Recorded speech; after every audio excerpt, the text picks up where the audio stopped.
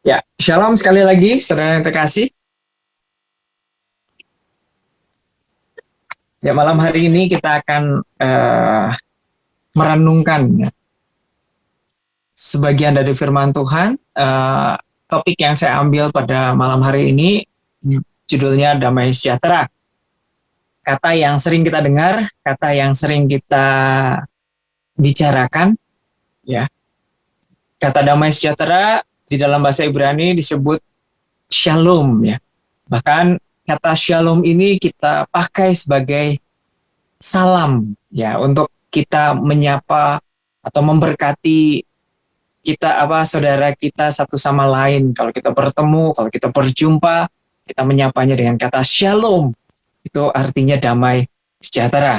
Nah, sebenarnya saya secara jujur saya menyiapkan sesuatu yang lain karena memang sebenarnya saya juga banyak PR ya, banyak beberapa pertanyaan yang disampaikan kepada saya belum sempat bahas dan saat saya siapkan bahan yang lain, ternyata Tuhan menaruh di hati saya kuat sekali. Ini mengajar saya, menegur saya juga, tetapi Tuhan menaruh di hati saya untuk kita sama-sama merenungkan kebenaran firman Tuhan ini tentang topik damai sejahtera. Mari kita buka Alkitab kita, saya share screen supaya saat kita bisa sama-sama melihat kebenaran firman Tuhannya. Oke, mari kita buka Yohanes pasal yang ke-14 ayatnya yang ke-27. Kita perhatikan sama-sama, kita baca sama-sama di tempat kita masing-masing. Demikian bunyi firman Tuhan, damai sejahtera ku tinggalkan bagimu, damai sejahteraku kuberikan kepadamu, dan apa yang kuberikan tidak seperti yang diberikan dunia kepadamu. Janganlah gelisah dan gentar hatimu. Sekali lagi saya ulang, damai sejahtera ku tinggalkan bagimu. Ini adalah kata-kata Tuhan Yesus kepada murid-muridnya sebelum dia menghadapi salib. Dan dia menyampaikan bahwa Tuhan Yesus menyampaikan bahwa damai sejahtera ku tinggalkan bagimu.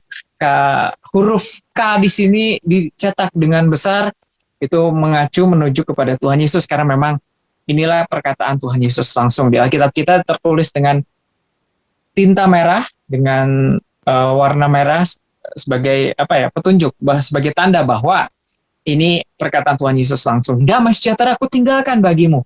Artinya damai sejahtera itu ditinggalkan Tuhan Yesus bagi kita. Damai sejahteraku, artinya damai sejahtera yang Tuhan Yesus miliki. Itulah yang diberikan kepada kita.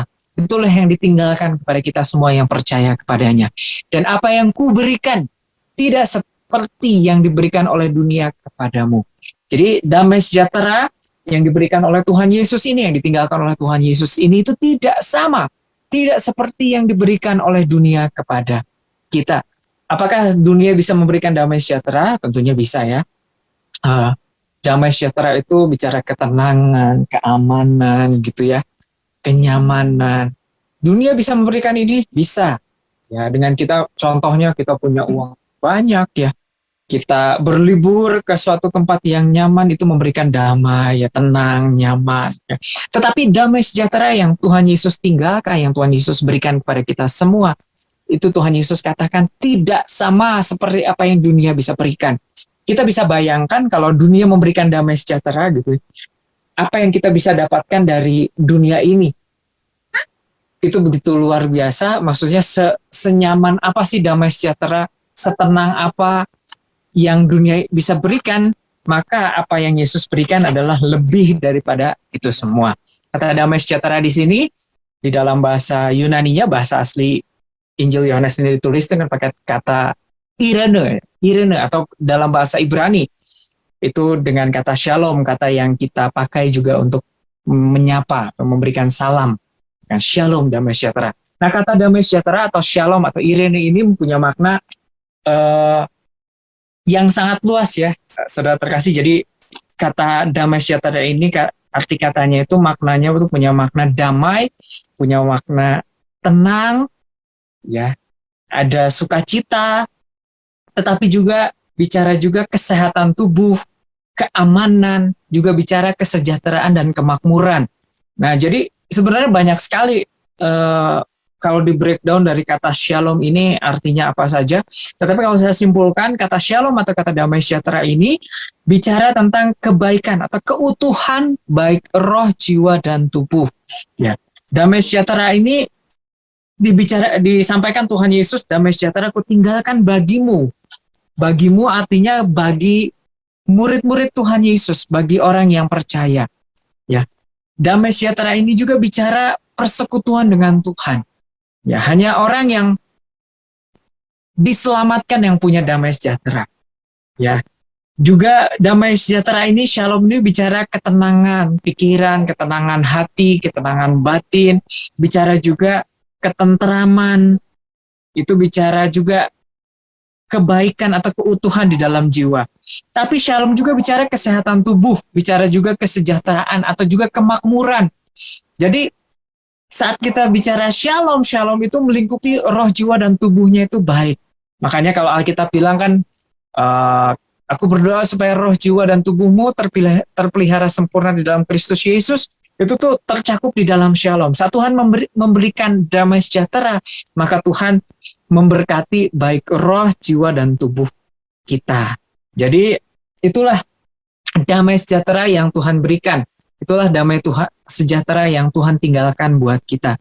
Damai sejahtera yang sama saat Tuhan Yesus juga menenangkan gelombang.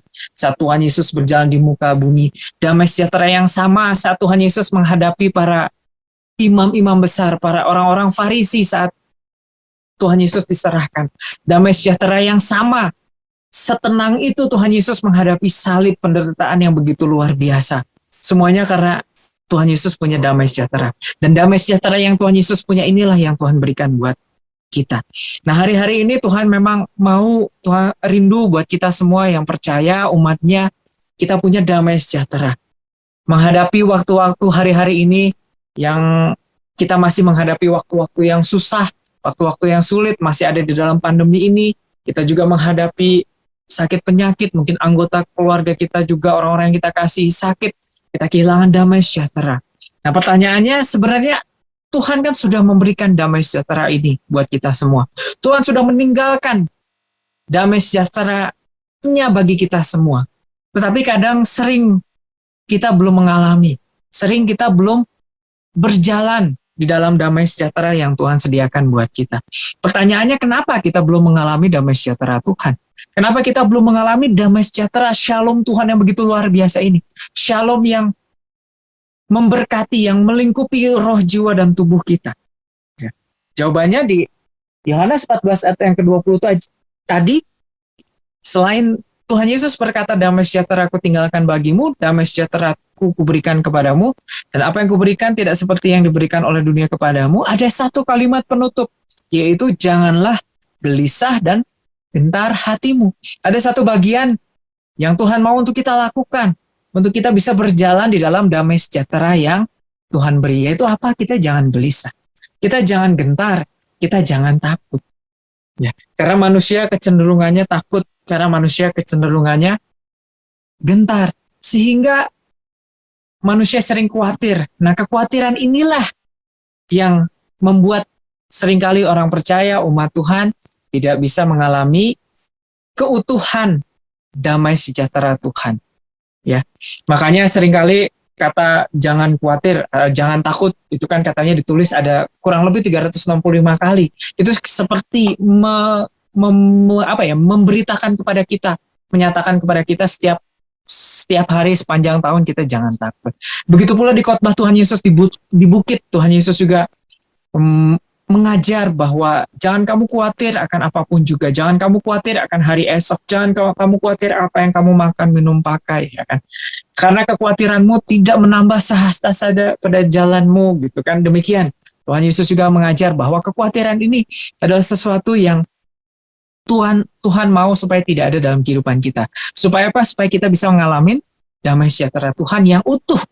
Ya, karena damai sejahtera itu luar biasa. Kalau Tuhan kasih shalom, maka roh kita utuh, roh kita baik, jiwa kita baik, tubuh kita juga baik.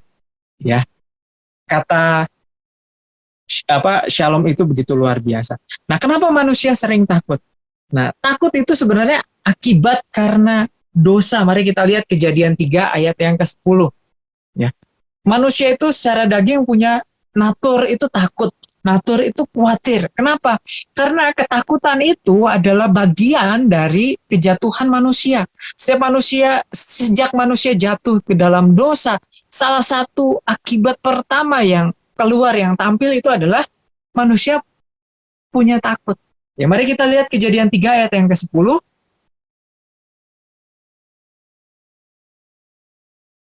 Kejadian 3 ayat yang ke-10 saya bacakan untuk saudara terkasih semua. Ia menjawab, ketika aku mendengar bahwa engkau ada di taman ini, aku menjadi takut karena aku telanjang. Sebab itu aku bersembunyi. Ya. Jadi saat manusia, Adam dan Hawa makan buah pengetahuan itu, buah yang Tuhan Yesus, yang Tuhan larang supaya jangan dimakan, tapi manusia tetap memakannya. Maka akibat pertama, mereka tahu mereka telanjang dan mereka menjadi takut. Sebelumnya mereka nggak takut sama Tuhan, meskipun telanjang juga, sama juga. Kenapa? Karena mereka tidak berfokus kepada diri mereka sendiri. Ya, karena dosa, manusia menjadi fokus kepada diri mereka sendiri, berpusat kepada diri sendiri, dan mereka menjadi takut. Ya, ketakutan itu masuk karena dosa. Nah, hari ini kalau kita semua merasa khawatir, cemas, gelisah, gentar, ataupun takut, itu sebenarnya adalah karena dosa. Karena akibat dosa, manusia menjadi takut. Karena dosa itu masuk ke dalam daging, sehingga daging kita itu mencoba untuk memberikan rasa takut. Ya, jadi hari ini tuh Tuhan mau, ya, sebenarnya ini pesan yang sebenarnya message yang sederhana, bahwa Tuhan tuh sesungguhnya telah memberikan damai sejahtera. Dan damai sejahtera yang Tuhan berikan itu apa sih? Damai yang memberkati roh jiwa tubuh kita. Shalom itu bicara tadi, keutuhan roh, keutuhan jiwa, keutuhan tubuh. Ya, kesehatan roh, kesehatan jiwa, kesehatan tubuh. Makmur, sejahtera di dalam roh, makmur sejahtera jiwanya, makmur dan sejahtera juga tubuhnya. Jadi itu yang Tuhan mau. Dan Tuhan mau kita mengalami itu. Dan kunci mengalami itu adalah kita melepaskan, janganlah gelisah dan gentar hatimu. Takut adalah akibat dosa. Oleh karena itu, kita lihat setelah takut masuk, sakit penyakit masuk, kutuk masuk, dan lain sebagainya. Kata penyakit kan dalam bahasa Inggris kan disebutnya disease, ya.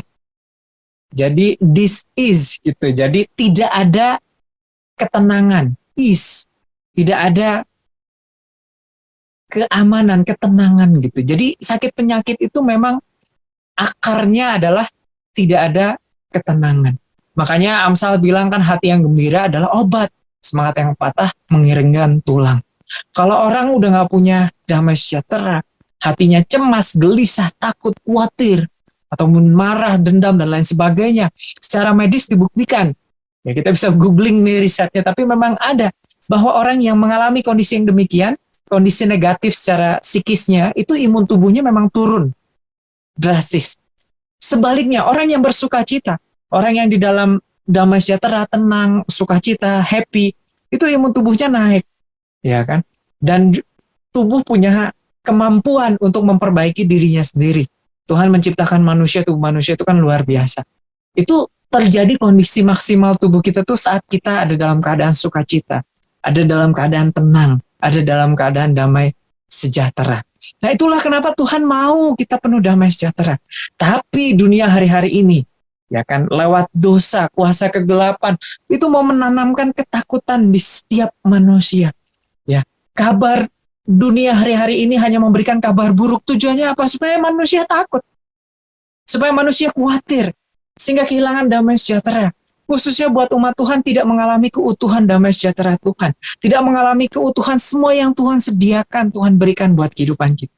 Nah, makanya hari ini Tuhan mengingatkan kita mau lepaskan kegelisahan, kegentaran. Kita mau menikmati damai sejahtera kita. Ya, yang Tuhan berikan buat kita. Nah, orang yang takut itu berpusat kepada diri sendiri. Sedangkan orang yang dipenuhi damai sejahtera itu berpusat kepada Tuhan Yesus. Nah, seperti tadi kita sudah bahas, ketakutan itu adalah bagian dari dosa. Saat dosa masuk, manusia mulai takut. Ya, takut ketemu Tuhan. Ya, takut ketemu Tuhan kenapa? Karena telanjang, karena nggak layak. Demikian kita juga, kita nggak berani datang sama Tuhan. Kenapa? Berpikir saya kurang baik, saya kurang setia. Ya, baca Alkitabnya jarang-jarang, bolong-bolong. Doanya sebentar, itu pun kadang berdoa, kadang tidak gitu.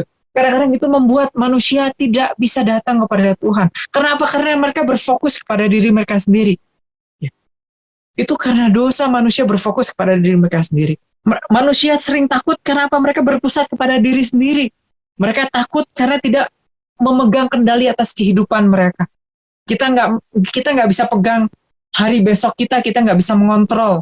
Kita nggak bisa pegang kendali atas kehidupan keuangan kita. Misalnya taruhlah untuk tahun depan, bulan depan, tahun depan, atau di masa mendatang. Kita nggak punya kendali atas kehidupan, misalnya orang-orang yang kita kasihi, istri kita, anak kita, dan lain sebagainya. Kita mulai takut. Nah, itu karena kita berfokusnya kepada diri kita dan melihat diri kita tidak mampu. Mulailah kita gelisah, mulailah kita takut, mulailah kita gentar. Jadi ketakutan itu masuk karena dosa dan juga dibakar, diperkuat dengan manusia yang berfokus kepada diri sendiri. Tetapi saat kita fokus kepada Tuhan, maka kita akan memulai dipenuhi damai sejahtera. Orang yang berfokus kepada Yesus itu mulai berpengharapan kepada Tuhan. Jadi orang yang damai sejahtera itu hanya orang yang berpusat kepada Yesus, yang mengandalkan Yesus, yang menaruh pengharapannya pada Yesus. Kita nggak punya kuasa untuk mengendalikan hari esok, kita nggak tahu, tapi kita percaya Yesus pegang hari besok kita. Kita memang nggak layak, kita nggak pantas menerima berkat Tuhan, kita nggak pantas menerima kebaikan Tuhan, tetapi kita berpusat kepada Yesus, kita minta anugerah Tuhan, kita tetap bisa datang kepada Tuhan. Nah, makanya kita mau hari ini kita tidak lagi memandang diri kita sendiri, tapi mulai memandang Yesus yang mati buat kita, yang menyediakan semuanya yang baik buat kita. Ketakutan itu datang karena kita melihat kabar dunia, ya, kabar buruk, fakta-fakta dunia. Hari ini dunia penuh sakit penyakit, ya, resesi keuangan, cari uang susah, misalnya kan kayak gitu. Itu kabar-kabar dunia. Ya. Dan itu membuat orang takut. Dan dunia nggak kasih kabar yang lain. Supaya manusia bisa damai sejahtera, nggak ada. Yang diberitakan adalah kabar buruk, ya kan? Kalau ada kabar kecelakaan, misalnya kecelakaan pesawat, misalnya contoh kan yang diberitakan yang jatuh, yang berhasil kan nggak diberitakan. Jadi yang adalah berita itu yang buruk kan sebenarnya kan. Kalau ada masalah, ada apa, nggak diberitakan. Kalau ada artis bercerai, iya, kalau cerai diberitakan, pas baik-baik aja kan nggak diberitakan gitu. Jadi kabar adalah kabar buruk. Itu kayak hukum dunia. Tetapi itulah, ketakutan itu dibangun lewat kabar buruk. Tetapi kita tetap punya kabar baik. Ya, damai sejahtera itu dibangkitkan oleh kabar baik Injil. Di mana kita bisa dapat kabar baik di tengah semua dunia yang mengabarkan semua yang buruk. Dunia yang mengabarkan semua yang nggak baik. Kita tetap punya Injil, firman Tuhan, kabar baik, ya, yang senantiasa memberikan kabar baik buat kita bahwa Yesus Kristus yang adalah Tuhan merelakan nyawanya, menebus kita, membayar kita, supaya hari ini kita sehat, hari ini kita diberkati, hari ini kita berjalan bersama Tuhan, terlebih lagi kita memiliki hidup yang kekal bersama-sama dengan Tuhan di surga. Kalau kita mendengar kabar yang buruk, maka kita akan takut. Tetapi saat kita mendengar kabar baik Injil, maka damai sejahtera itu muncul. Ya, jadi hari ini Tuhan mau kita menikmati damai sejahtera yang Tuhan sediakan. Ya, dan damai sejahtera itu Tuhan sediakan lewat salib. Damai sejahtera itu bukan sesuatu yang murah. Ya, damai sejahtera itu bukan sesuatu yang mudah diberikan. Ya, Tuhan Yesus menyediakannya lewat pengorbanannya di kayu salib. Nah, mari kita buka Matius pasal yang ke-27 ayatnya yang ke-46. Ya, Matius 27 ayat yang ke-46. Ini kejadiannya, ini scene-nya ini Tuhan Yesus sedang ada di kayu salib menghadapi maut, ya, bukan menghadapi maut, menghadapi dia menyerahkan nyawanya untuk kita semua. Ya, demikian bunyi firman Tuhan, Matius 27 ayatnya yang ke-46. Saya bacakan. Kira-kira jam 3 berserulah Yesus dengan suara nyaring, Eli Eli lama sabachthani. Artinya, Allahku, Allahku, mengapa engkau meninggalkan aku? Nah, Tuhan Yesus mengatakan ini, sebenarnya kan nggak tahu ya. Orang-orang nggak tahu. Saat di kayu salib, Tuhan itu menyertai Bapa menyertai Yesus, apa enggak kan nggak kelihatan. Tidak terlihat secara kasat mata. Tuhan Yesus memberikan seruan ini sebagai kesaksian bahwa di kayu salib, Bapa meninggalkan Yesus. Supaya setiap orang itu tahu bahwa di kayu salib Bapa meninggalkan dia. Kenapa Bapa meninggalkan dia? Karena Yesus menanggung dosa seluruh umat manusia. Saat Tuhan Yesus menanggung dosa, maka Bapa memalingkan wajahnya dari Yesus. Ya, Bapa memalingkan wajahnya karena Yesus menanggung dosa manusia. 2 Korintus 5 ayat 21, dia yang tidak mengenal dosa dijadikan dosa, supaya kita yang berdosa menjadi kebenaran Allah. Ya, kita yang berdosa dibenarkan Tuhan. Nah, Tuhan Yesus yang benar di kayu salib itu menanggung dosa menjadi dosa. Nah, ayat ini ditulis, Tuhan Yesus berseru, Eli Eli lama sabachthani, itu untuk memberi kesaksian kepada seluruh dunia. Ya, bahwa Yesus ditinggalkan Allah. Bapa memalingkan wajahnya. Supaya apa? Supaya orang-orang tahu bahwa di salib ini Yesus menanggung dosa. Di salib ini Bapa memalingkan wajahnya. Supaya apa? Nah, kita buka Bilangan 6 ayat 26. Bilangan pasal yang ke-6 ayat yang 26. Ini tentang ucapan berkat imam. Ya. Saya bacakan, ini kalau di doa-doa berkat saat kita menutup ibadah atau menutup doa, seringkali doa berkatnya demikian, itu diambil dari Bilangan pasal yang ke-6 ini. Saya baca dari pasal yang ke-24. Tuhan memberkati engkau dan melindungi engkau. Ayat 25, Tuhan menyinari engkau dengan wajahnya dan memberi engkau kasih karunia. Tuhan menghadapkan wajahnya kepadamu dan memberi engkau damai sejahtera. Di salib tadi Matius 27 ayat 46, Bapa memalingkan wajahnya dari Yesus, meninggalkan Yesus. Nah, dan supaya apa? Supaya wajah Bapa itu dihadapkan kepada kita.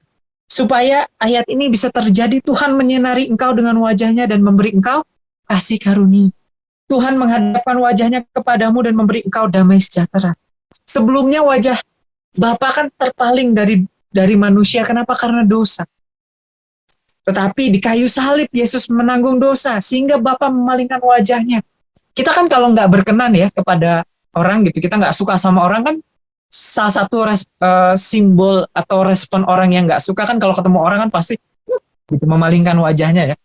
Itu kan simbol tidak berkenan, simbol tidak suka ya. Kalau ada orang nggak suka, males gitu kayak kan, memalingkan wajah. Kalau kita memberikan wajah, menyambut dengan wajah yang baik, wajah yang ramah, itu berarti kita berkenan. Kalau kita ketemu orang, iya kita halo shalom gitu, itu kan kita menyambut, tanda kita berkenan. Kalau kita nggak suka kan biasanya kalau orang marah kan gitu, gitu kan, memalingkan wajah. Ini kan simbol yang sama. Karena dosa, Bapa memalingkan wajahnya dari Yesus karena Yesus menanggung dosa manusia. Supaya apa? Supaya Bapa bisa menghadapkan wajahnya kepada kita, bisa menyinari kita dengan wajahnya dan memberi kita kasih karunia. Sehingga Bapa bisa menghadapkan wajahnya kepada kita dan memberi kita damai sejahtera. Dan damai sejahtera diberikan itu karena wajah Bapa menghadap kepada kita. Ada perkenanan Tuhan. Dan semuanya ini dikerjakan oleh Tuhan Yesus Kristus yang menggantikan kita, menanggung dosa kita, memikul semua pelanggaran dan kesalahan kita. Jadi hari ini kalau kita punya damai sejahtera yang Tuhan bilang tadi, itu bukan sesuatu yang murah, bukan sesuatu yang biasa. Tetapi Tuhan yang menyerahkan nyawanya, Yesus yang memberikan nyawanya supaya kita punya damai sejahtera itu. Kita punya keutuhan roh, jiwa, dan tubuh itu. Nah makanya hari ini kita mau menikmati damai sejahtera Tuhan. Kita mau menikmati kemurahan Tuhan itu. Nah caranya gimana? Sekali lagi, tadi Yohanes 14 ayat 27 berkata, janganlah gelisah dan gentar hatimu. saat kita gelisah, saat kita gentar, saat kita takut, kita nggak percaya, maka damai sejahtera Tuhan tidak bisa menguasai kita. Nah, hari ini renungan firman Tuhannya sederhana. Ya, memang ini bukan sesuatu yang mudah, bukan sesuatu yang sederhana untuk dilakukan. Seringkali kita masih ngadepin takut, ya, masih khawatir. Ya. Sama, saya juga mengalami itu. Ya, saya membagikan itu pada malam hari ini karena Tuhan juga mengajar saya, menegur saya kenapa saya takut, kenapa gentar, kenapa gelisah. Ya, bukankah Tuhan sudah menyediakan segala sesuatu? Makanya Tuhan mengajar kita semua malam hari ini untuk kita melepaskan kekhawatiran kita, apapun keadaan kita. Kita mau lihat bahwa Yesus yang menyediakan semua yang kita perlukan. Ya, sekali lagi kalau kita berpusat kepada diri kita sendiri, kita pasti takut. Melihat hari esok takut, mau melangkah takut ya. Maka kita mau berfokus sama Yesus saja. Kalau kita lihat keadaan dunia, wah ini di Bandung COVID naik ya. Yang positif naik, yang meninggal naik, dan lain sebagainya, kabar buruk akan terus ada. Tapi kita mau lihat Yesus yang menanggung semua dosa kita, yang memberikan kesembuhan, yang perisai kita, yang adalah perisai kita, yang adalah perlindungan kita, kota benteng kita, yang adalah yang di dalam naungan sayapnya kita aman. Ya, tergantung hari ini kita mau lihat siapa. Saat kita lihat diri kita sendiri, kita lihat dunia, kita pasti takut, kita pasti gelisah, kita pasti gentar. Tapi hari ini kalau kita mau lihat Tuhan Yesus di kayu salib, apa yang Dia sudah kerjakan buat kita, maka kita pasti punya damai sejahtera. Tuhan Yesus bisa saja langsung naik ke kayu salib ya tanpa mengalami siksaan. Tetapi Dia diludahi, saudara yang terkasih. Dia dihajar, Dia dikasih mahkota duri. Dia mengenakan mahkota duri, tujuannya apa? Dia dipermalukan dulu, dia disiksa sampai remuk habis dagingnya tercabik. Tuhan Yesus bisa aja kayak dua penjahat yang lain, naik tanpa disiksa dulu, mati di kayu salib. Bisa demikian. Tapi dia diludahi, direndahkan, ditelanjangi, dipermalukan. Tujuannya apa? Tujuannya adalah menanggung semua kutuk kita. Dia pakai mahkota duri untuk menebus, untuk membayar semua, menebus pikiran buruk kita. Sehingga kita punya pikiran Allah, kita punya damai sejahtera, ketenangan dalam pikiran kita. Ya, dia harus melewati siksaan, disesah. Ya, Tuhan Yesus tuh dicambuk dengan alat yang namanya flagrum yang membuat luka. Hasil cambukannya itu bukan luka sayatan tapi luka cabikan, karena flagrum itu kayak dari tulang-tulang. Jadi kalau ke ambil kecabik itu seret gitu keambil. Jadi daging Yesus tuh betul-betul pecah. Inilah dagingku yang diberikan, yang dipecahkan bagimu. Daging Yesus benar-benar pecah. Sebelum salib itu udah dihancurkan. Kenapa Yesus harus lewat itu? Dia bisa aja langsung naik di salib tanpa ngelakuin penderitaan. Jawabannya adalah sesungguhnya penyakit kita lah yang ditanggungnya. Kelemahan kita lah yang dipikulnya. Sesungguhnya Tuhan Yesus menanggung semuanya. Dia yang kaya rela jadi miskin, supaya kita yang miskin bisa diperkaya oleh kekayaannya. Dia mau memberikan semuanya. Tuhan Yesus tuh menyediakan semuanya buat kita. Itulah kenapa hari ini kita mau berjalan ya di dalam anugerahnya, dalam damai sejahteranya. Karena sesungguhnya Tuhan rindu apa yang Dia sediakan itu kita nikmati. Tapi janganlah gelisah dan gentar hatimu. Tuhan Yesus bilang janganlah gelisah dan gentar hatimu. Kenapa? Karena Tuhan Yesus nggak bisa membuat kita memutuskan untuk tidak gelisah dan tidak gentar. Itu keputusan kita. Seperti kita memutuskan bahwa saya percaya kepada Yesus, saya mau ikut Yesus. Yesus bisa saja sih membuat hati kita tuh langsung ikut gitu kepada Tuhan. Tapi Dia menghargai pilihan kita. Demikian juga kita memutuskan apakah kita mau tetap khawatir, gentar, gelisah, atau kita mau percaya kepada Tuhan. Nah hari ini bagian kita adalah jangan gelisah hatimu, jangan gentar, jangan takut. Ada damai sejahtera yang Tuhan sediakan. Dan inilah yang sesungguhnya yang kita perlukan menghadapi waktu yang sukar hari-hari ini. Manusia, dunia boleh bilang semua keadaan sukar. Tetapi di dalam Yesus, lewat damai sejahteranya yang Ia tinggalkan, yang Ia berikan buat kita, kita percaya kita dipelihara meskipun waktunya sukar. Nah saya mau tutup dengan beberapa ayat terakhir. Mari kita lihat Mazmur pasal yang ke-55 ayat yang ke-22.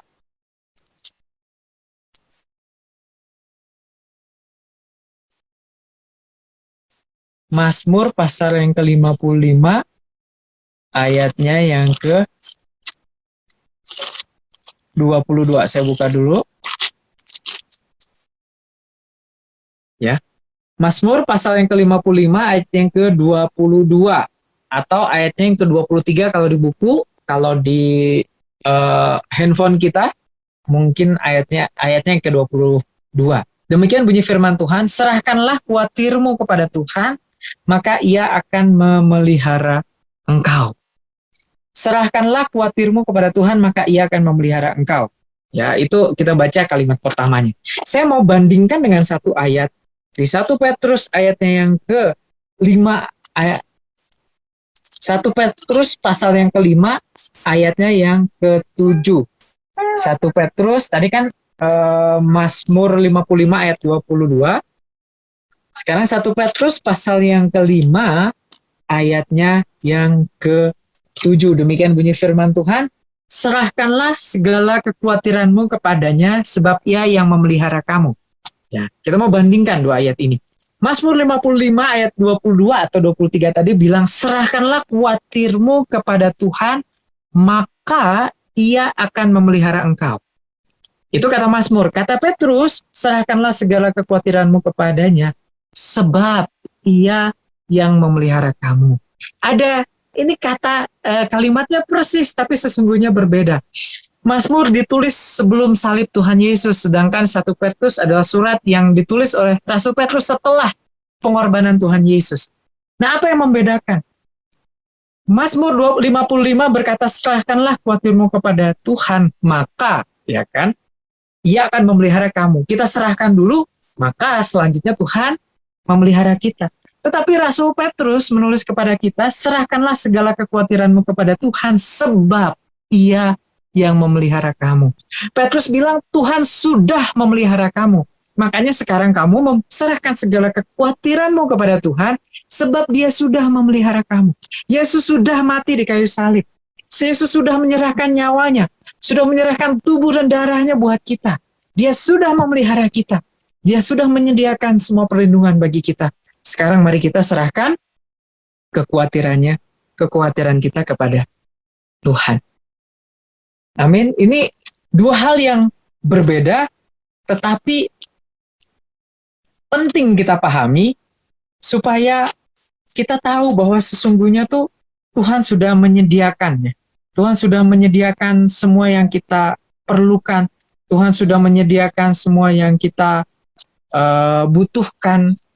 Ya, saya mau ajak kita buka ayat lagi di Mazmur 107 ayatnya yang ke-19. Mazmur 107 ayat yang ke-19. Ya, bunyinya demikian. Maka berseru-serulah mereka kepada Tuhan dalam kesesakan mereka, dan diselamatkannya mereka dari kecemasan mereka. Ya, di Mazmur 107 kalimat ini tuh muncul 4 kali. Ada ayat 19, ayat 28, ayat berapa lagi? Ini ada berapa saya catat sih tadi kalau saya share screen. Tadi saya sudah catat, tapi saya lupa nih ayat yang ke-13, ayat yang ke-6, 19, dan 28. Nah ini tuh kalimat ini, Mazmur 107 ayat 19 ini muncul 4 kali. Maka berseru-serulah mereka kepada Tuhan dalam kesesakan mereka, dan diselamatkannya mereka dari apa? Dari kecemasan, bukan dari masalahnya. Ya, kenapa Tuhan justru meluputkannya dari kecemasan? Karena sesungguhnya Allah sudah bertindak menyelamatkan umatnya. Tetapi umatnya seringkali cemas. Makanya saat umatnya berseru, Tuhan menyelamatkan umatnya dari kecemasannya dulu. Dari kekhawatiran, dari kegelisahan, dari kegentaran. Karena sesungguhnya Allah bertindak buat setiap orang yang percaya. Roma 8 ayat 28, Allah turut bekerja dalam segala sesuatu. Ya, untuk mendatangkan kebaikan bagi setiap orang yang mengasihi Dia. Tuhan bekerja dalam segala sesuatu dalam kehidupan kita untuk mendatangkan kebaikan buat kita. Ya, seringkali kita cemas, kita gelisah, gentar, takut. Saat kita berseru kepada Tuhan, kita datang sama Tuhan. Tuhan akan menyelamatkan kita dari kecemasan kita. Kenapa bukan dari keadaan kita? Karena sesungguhnya Tuhan sudah bertindak di keadaan kita. Di hidup kita Tuhan campur tangan, Tuhan tolong. Buat umatnya yang berseru padanya, Tuhan turun tangan. Tuhan tidak tinggal diam.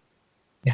Tapi saat umatnya berseru-seru, mengaduh, mengeluh kepada Tuhan, maka Tuhan akan melepaskan dari kecemasan, dari kegelisahan, dari ketakutan. Itulah yang terjadi kepada kita hari-hari ini. Tuhan mau hari ini kita jangan cemas, jangan gelisah, jangan takut, jangan gentar. Percaya kepada Tuhan. Ada damai sejahtera yang memelihara, yang menjaga. Amin.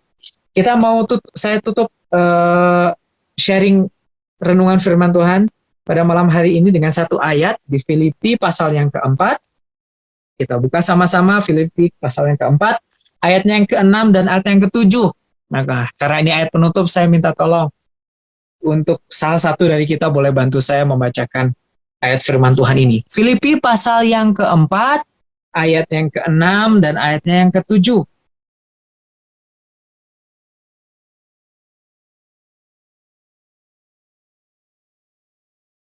Boleh, siapa saja yang dapat duluan? Bantu saya untuk bacakan semuanya. Filipi 4, ya, ayat 6 sampai dengan yang ke-7. Janganlah hendaknya kamu khawatir tentang apapun juga, tetapi nyatakanlah dalam segala hal keinginanmu kepada Allah, dalam doa dan permohonan dengan ucapan syukur. Damai sejahtera Allah yang melampaui segala akal akan memelihara hati dan pikiranmu dalam Kristus Yesus. Amin, amin, amin. Saya bacakan ulang ayat ini. Ini ayat penutup yang mengkonklusi, menyimpulkan semua yang kita bahas pada malam hari ini. Janganlah hendaknya kamu khawatir tentang apa? Tentang apapun juga. Jangan kita khawatir kehidupan, mungkin keluarga, mungkin keadaan dunia, ekonomi, sosial, politik, apapun lah.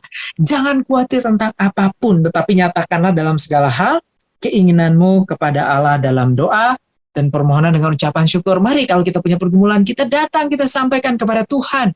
Dan kita naikkan dengan syukur. Dan ayat yang ke-7 ini, damai sejahtera Allah, shalom Tuhan. Yang memelihara roh jiwa tubuh tadi kan.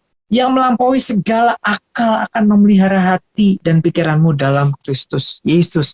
Biarlah kalau kita jangan khawatir tentang apapun juga, maka damai sejahtera Allah yang melampaui akal akan memelihara kita. Tapi harusnya kita terlebih dahulu jangan hendaknya kita khawatir. Ayat ini sama seperti apa yang Tuhan Yesus sampaikan di Yohanes 14 ayat 27 tadi. Bahwa damai sejahtera ku berikan kepadamu, ku tinggalkan bagimu. Jangan gelisah dan gentar hatimu. Aku berikan damai sejahtera yang memelihara roh jiwa tubuhmu. Tetapi kamu jangan gelisah dan gentar hatimu. Rasul Paulus di suratnya kepada jemaat di Filipi juga mengatakan, jangan hendaklah kamu khawatir tentang apapun juga. Ya kan? Tetapi biarlah damai sejahtera Allah yang akan memelihara hati dan pikiranmu dalam Kristus Yesus.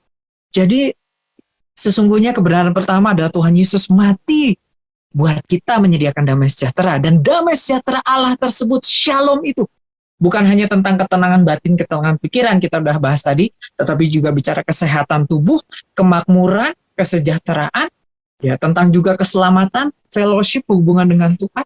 Itu Tuhan sudah berikan. Ya. Tetapi semuanya itu bisa kita nikmati saat kita tidak khawatir. Makanya Tuhan bilang, jangan gelisah, jangan gentar. Ya Rasul Paulus, jangan kamu khawatir tentang apapun juga. Amin. Hari ini mungkin hal ini mudah dikatakan tapi tidak sederhana dalam melakukannya. Tetapi kita tahu daging kita lemah ya. Roh penurut mungkin. Roh kita mau, kita tidak khawatir. Ya, tetapi seringkali daging kita tetap khawatir. Oleh karena itu kita perlu Roh Kudus yang menolong kita dalam kelemahan kita. Di dalam daging kita. Kita perlu datang kepada Tuhan. Damai sejahtera itu kita bisa dapatkan saat kita datang kepada Tuhan. Ya, damai sejahtera atau shalom itu adalah seorang pribadi sesungguhnya. Allah kita, sebutan buat Tuhan kita salah satunya adalah Yehova Shalom. Dari nama-nama Tuhan kan, Yehova Nisi, panji kemenangan, Yehova Rafa, Allah penyembuh, ya, Yehova Jireh, Allah penyedia. Dia juga disebut Yehova Shalom. Dialah sang damai sejahtera itu. Kalau kita nggak bisa tidak damai sejahtera, maka kuncinya adalah kita datang kepada sang sumber damai sejahtera. Rasul Paulus penulis, maka Allah sumber damai sejahtera akan memelihara kamu. Tuhanlah sendiri sang sumber damai sejahtera tersebut. Yesaya 9 ayat yang kelima, Tuhan itu datang sebagai Bapa yang kekal, penasehat ajaib, ya kan? Allah yang perkasa. Kemudian disebutkan juga Raja Damai, Raja Shalom, Raja Shalom. Dialah Raja Damai Sejahtera itu. Dialah pribadi damai sejahtera itu. Kita nggak akan bisa tidak khawatir. Kita nggak bisa nggak gelisah. Daging kita nggak bisa, karena daging kita sudah jatuh ke dalam dosa. Dan dosa itu akibatnya yang pertama adalah membuat kita takut. Selama kita ada di dalam daging kita yang sekarang ini, kita pasti punya ketakutan. Tetapi kita mau datang kepada Yesus, sang sumber damai sejahtera itu. Sehingga kita bisa melepaskan kekhawatiran, kegentaran, kegelisahan. Sehingga kita bisa menikmati damai sejahtera Allah yang utuh atas roh, jiwa, tubuh kita. Dan sehingga keadaan dunia seburuk apapun gak akan berpengaruh. Walaupun dunia bergoncang, gunung-gunung beranjak, kita masih tetap tenang. Walaupun perahu diombang-ambing, mau karam, mau pecah, mau tenggelam, ya, kita bisa tetap tidur tenang seperti Yesus, karena Yesus punya damai sejahtera itu. Shalom. Dunia mungkin gonjang-ganjing, ya, lewat semua kabar buruknya, tapi kita bisa tetap tinggal tenang, tinggal tetap di dalam Yesus. Kita tetap sukacita, tetap jadi berkat, dan kita tidak terkena dampaknya seberapa buruk dunia. Itu semua Tuhan sediakan bagi kita. Asal kita percaya, asal kita melepaskan kekhawatiran kita.